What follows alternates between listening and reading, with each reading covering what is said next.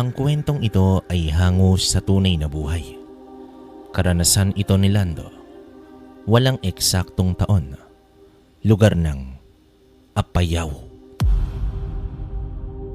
Bago natin simulan ang kwento, paki-like at share ng video natin mga kabaryo. At huwag nyo rin kalimutang mag-subscribe bilang pagpapakita ng suporta sa ating channel. Sa malayong kagubatan, nanirahan ang isang ermitanyo na si Bernabe. Sa gabing binabayo ng bagyo, ang buong bayan ay nakarinig ang matanda ng isang malalakas na katok.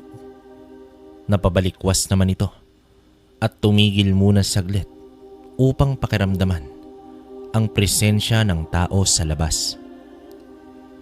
Nang makumpirma niyang hindi ito masamang nilalang, ay binuksan niya na ang pinto. Isang babae ang tumambad sa matanda at isa pa itong buntis. Sa itsura nito, na basang-basa at nakahawak sa kanyang tiyan, ay mukhang manganganak na ang babaeng yon. Agad niya naman itong pinatuloy at inihiga sa may kama. Bakas na sa itsura nito ang sobrang pananakit dahil lalabas na ang sanggol sa kanyang sinapupunan. Wala mang kaalaman ang ermitanyo sa pagpapaanak, ay wala na itong magagawa kundi ang tulungan ang babaeng yon. Animoy mabangis na hayop na ito sa sobrang tapang dahil sa nilalabanan ang pakiramdam ng isang babaeng manganganak na. Kasabay ng mga kidlat, paghampas ng mga puno sa bawat isa at paghagupit ng hangin ay ang matinding sigaw ni Isabel. At dito, iniluwal na ang batang si Lando.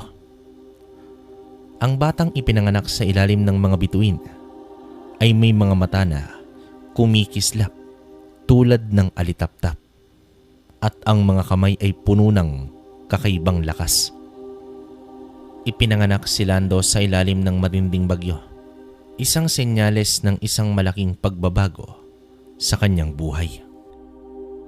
Ipinanganak siya sa ilalim ng isang dakilang kapalaran. Tinakda siya upang magdala ng ilaw sa madilim na daan ng buhay. Wika naman dito ng matanda habang karga-karga ang bata. Tila nabunutan ng malaking tinik itong si Isabel nang mailuwal na ang kanyang anak.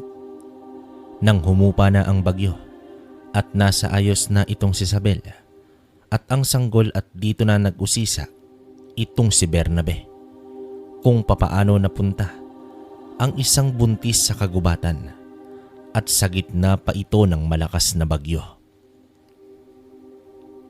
Ayon naman kay Isabel, tumakas sila ng kanyang asawa dahil sa banta ng mga makakaliwang grupo. Sa kasamaang palad, napaslang ang ama ni Lando. Dahil naman sa kanyang takot, ay nagsikap itong makatakas, kaya ito napadpad sa kagubatan. Laking pasalamat na lamang ni Isabel dahil malaking tulong sa kanyang pagtakas ang bagyo, dahilan upang umatras na ang masasamang loob. Labis-labis naman ang pasasalamat ng babae sa matanda dahil sa pag-aalaga nito sa kanila. Makalipas ang 3 araw, dito nagpaalam itong si Isabel. Bababa na ito ng bayan upang kumuha ng mga pangangailangan ng kanyang anak. Pupuntahan din niya ang kanyang mga magulang dahil tiyak na nag-aalala na ang mga ito. At ibabalita din niya ang nangyaring pagpaslang sa kanyang asawa. Samantala, hindi naman may paliwanag ni Bernabe ang kaligayahan sa tuwing nakikita at lalo na kapag kinakarga niya ang batang si Lando. Kung sa akin ka na lang sana lalaki, tiyak magiging magaling kang disipulo. Para sa gustong mapakinggan ang buong istorya, pumunta lang kayo sa bio ko at i-click ang link. Yun lang mga kabaryo. Maraming salamat.